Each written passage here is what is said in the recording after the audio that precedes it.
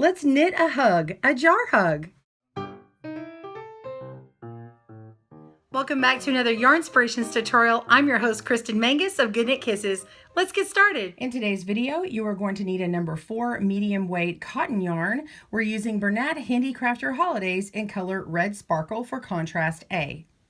And we're using color white in contrast B. You'll also need 2 buttons about 1 1/4 inch or 3 centimeters approximately. Let's make a peppermint jar hug by Kristen Mangus. Hey, that's me.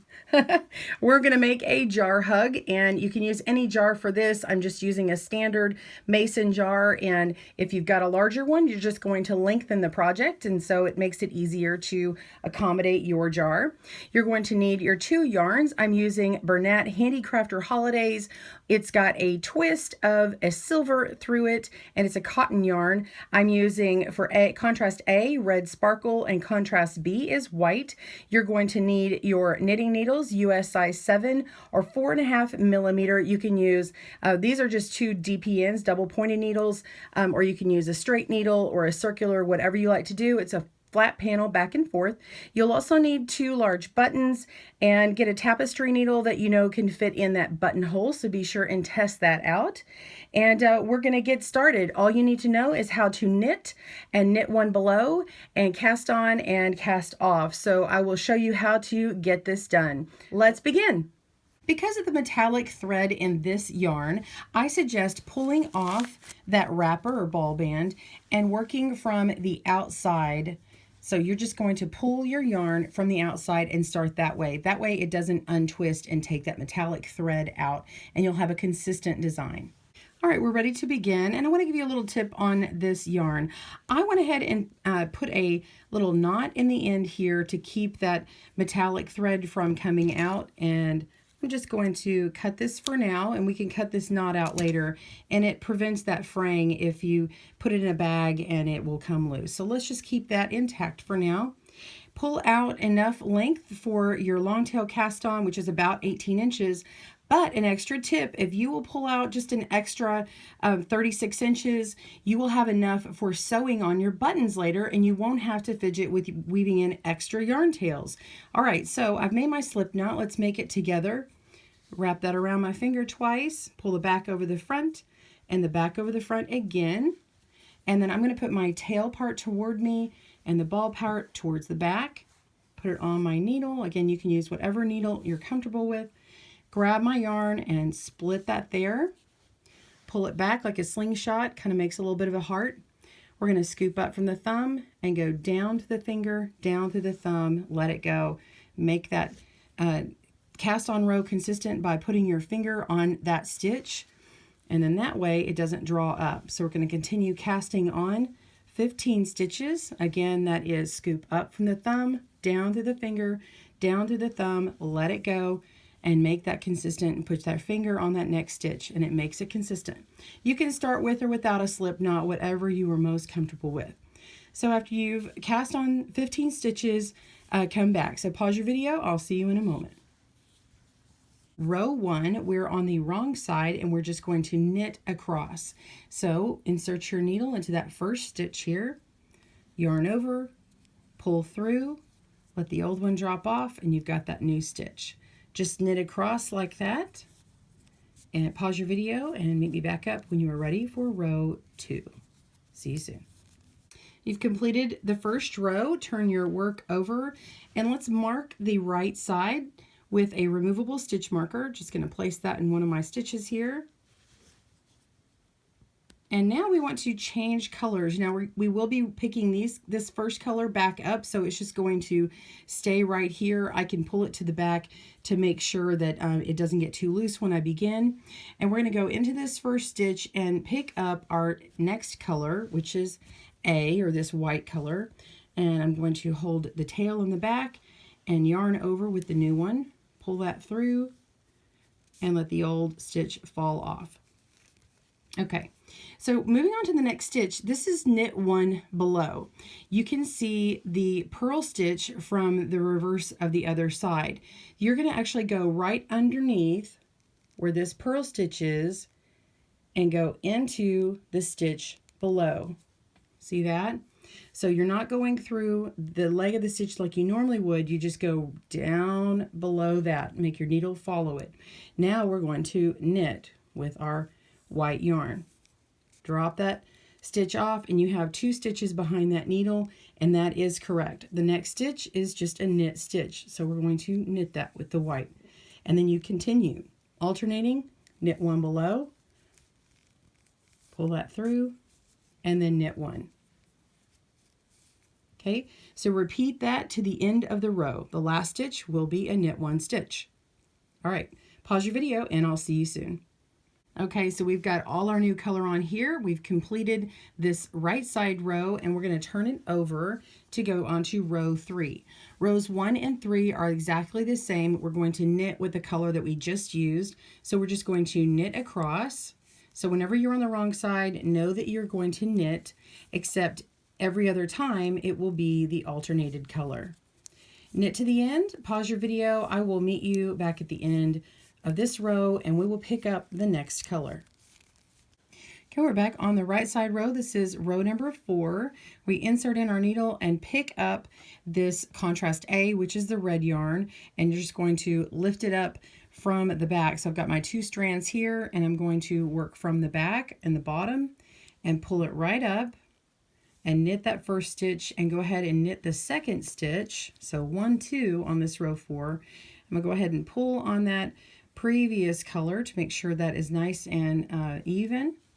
And then we're going to do just as we did before, where we knit 1 below the stitch and now we're going below that white one. So you see that bump here, we're going to go right underneath that stitch inside that hole there and yarn over, knit 1 below. And then we continue with knit 1 below across until we reach the end. And then we get to the last 3 stitches and we knit 1 below and knit 2. So on row 4 only, you'll have 2 knit stitches at the beginning and the end. And then in between, it'll be just as we did on row 2, except we've got this red color instead of the white. So continue across, pause your video, and I'll meet you back when you're done with this row. See you soon. All right, I'm at the last 3 stitches. I'm knitting 1 below and knit the last 2 stitches, and that completes our stitch pattern. And you see how it's starting to pucker up and have these little bobbles almost. It's not a bobble, but it has it's significant groupings that you can see. And then you just turn it over and continue working that knit stitch back. You're going to repeat that 4-row pattern repeat until you reach 9 inches or 23 centimeters. So continue on, make your 9 inches and meet me back. See you soon. All right, so we've got it to where we measured right at 9 inches or 23 centimeters. And our next step is to work on row 5, and we're going to hold both of these colors together and we're going to knit 2 stitches. So 1, 2, okay? And then we're going to cast off 4 stitches. Okay, so the way we do that is we're going to cast off by knitting 1 stitch, knitting the next stitch, and then we pass that first stitch that we just did over the second. Okay, make sure you get both of those strands, and that is 1 stitch cast off. So now we need to do that again. We're going to work with the one we've already got going. So we're going to knit the next one, lift that up and over. That is 2. Knit the next one. That's 3. Okay, 4. That up and over. Okay, so we bound off 4, and then we have 1 stitch here already. So we're just going to knit 2 more. It says knit 3. So I've got 1, 2, and there's actually 3 in between. Okay, so now I want to bind off 4 more. So I'm going to knit this stitch and knit the next stitch and then bind that off. Okay, so what it's doing is it's moving it down as we go. So that's the first stitch bound off, knit the next one and move that up and over, cast off, bind off, same thing. That's the next one, so that's 2, and then we have 3,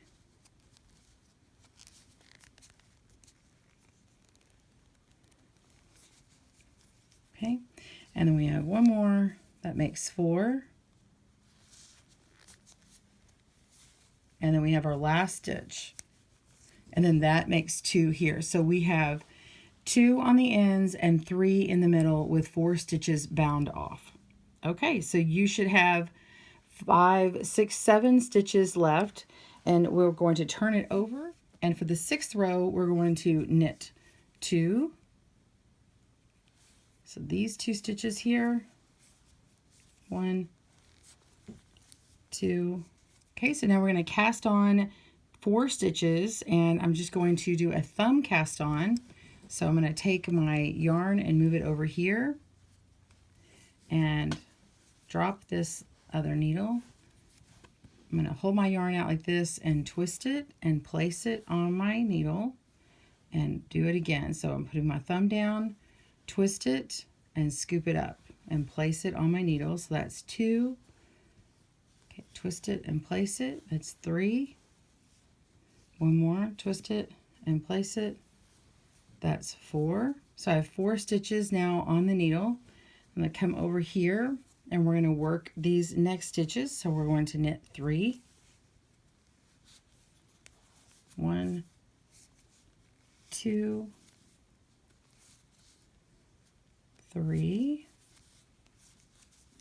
And then we're going to cast on 3 more or 4 more stitches. Okay, drop this other needle and go ahead and do this thumb cast on again, or backwards loop.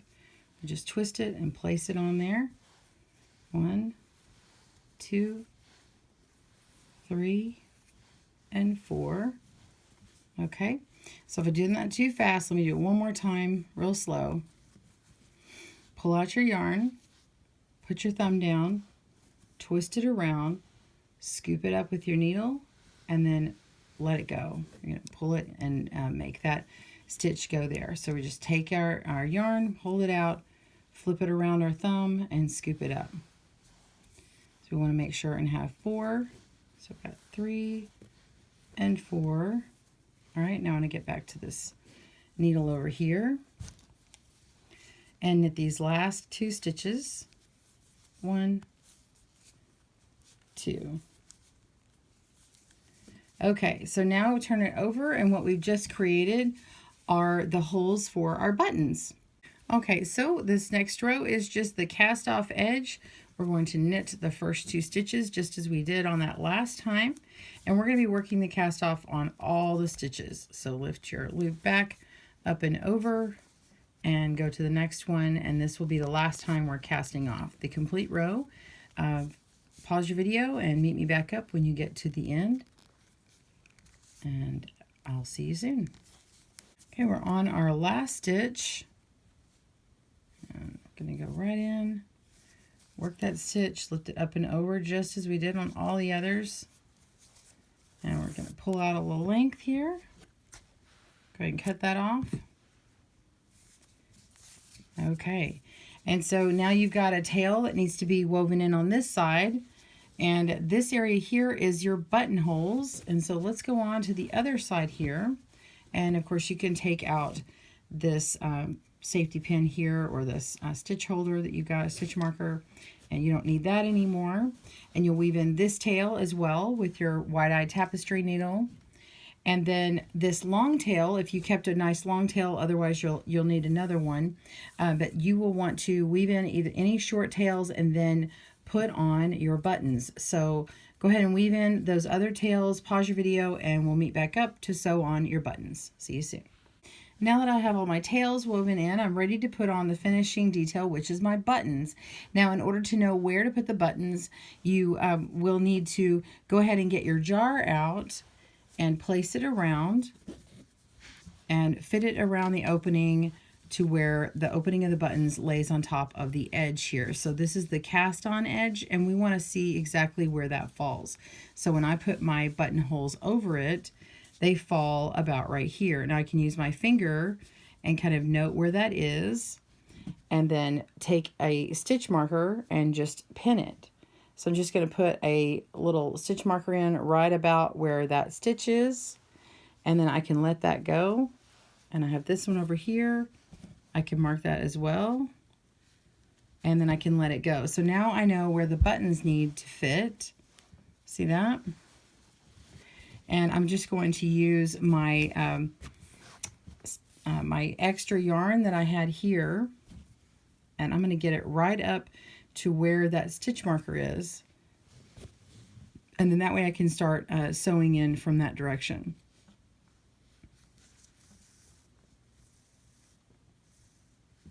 So I'm just going to work my needle in underneath these stitches here and just get right up in there. Okay, and now that I know where that is, I'm going to take my stitch marker off and put my button on. Okay, so I'm going to make my buttons at a 45-degree angle here. I think it has a little bit more interest to it, and then I'll use this first hole for where it starts being stitched in. So it's centered right up where it needs to be. Pull that on through, and then now I can go straight down and pick a stitch here and go across, and then we're going to go up again through that stitch and down again, and then I'm going to go to one side. It's a free hole that hasn't been used yet, and we're going to go across, and then we've just crisscrossed our button. We'll do it one more time.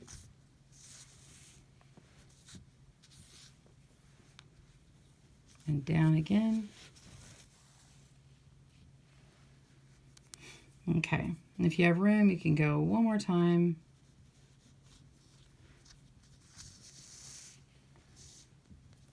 And lock that into place. And then now that I'm on the back side here, I can go ahead and make sure that's nice and secure. Go through one of these stitches here. I'm going to leave a loop at the end and then go through that, making a nice little knot here. Okay. And then now I want to go all the way over to this side, so I can just go back through some of these stitches here to let my yarn travel. I'm just picking areas with like yarn on it.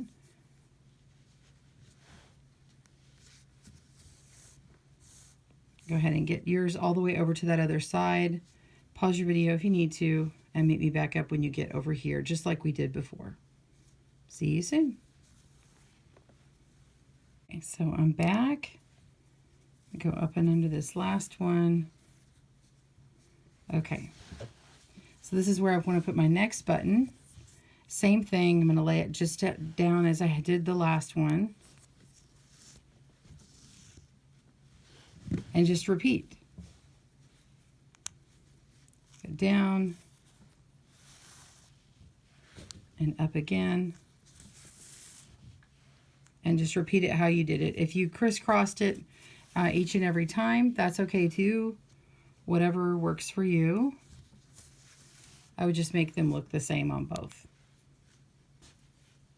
If you have a different way of sewing on a button, be my guest. This is just how I'm doing it.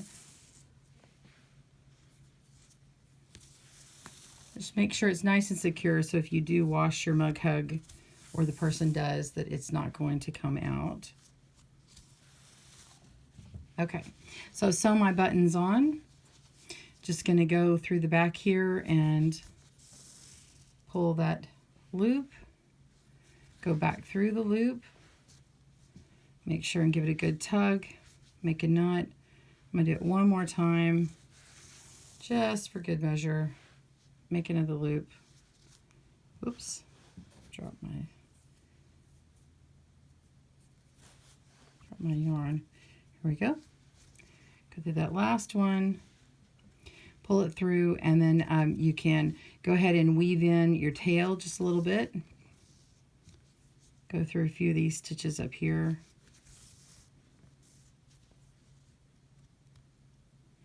And then you can actually go through and hide where you clip it on the back side here. underneath the button.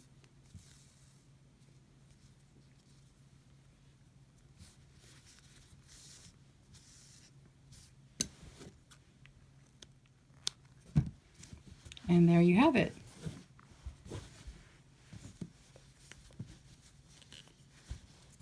And then you're just going to button that onto your jar or your mug.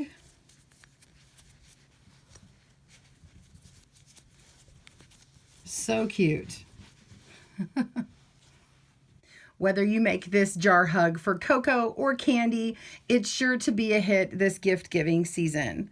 On behalf of Yarnspirations and Good Knit Kisses, I'm your pattern designer, Kristen, wishing you happy knitting and happy holidays. Bye-bye.